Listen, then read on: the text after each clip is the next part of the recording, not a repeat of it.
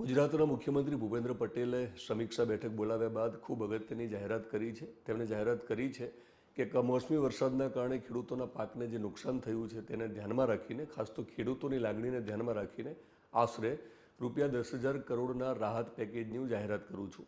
તો ચાલો મુખ્યમંત્રીએ શું કહ્યું તે પણ સાંભળીએ.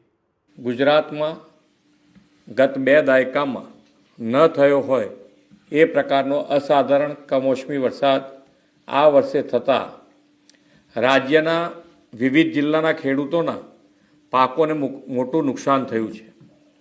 આ સંદર્ભે મેં તથા મારા સાથી મંત્રીઓએ જુદા જુદા જિલ્લાઓમાં જઈને અસરગ્રસ્ત ખેડૂતોની સાથે પ્રત્યક્ષ વાતચીત કરીને તેમની સ્થિતિ જાણી હતી.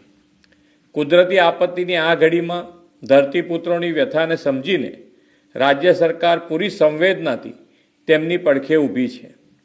રાજ્યભરના ખેડૂતોના પાકને થયેલા વ્યાપક નુકસાન સામે તેમની લાગણીઓને ધ્યાને રાખીને રાજ્ય સરકાર દ્વારા ધરતીપુત્રો માટે આશરે ₹10,000 કરોડના રાહત સહાય પેકેજની જાહેરાત કરું છું.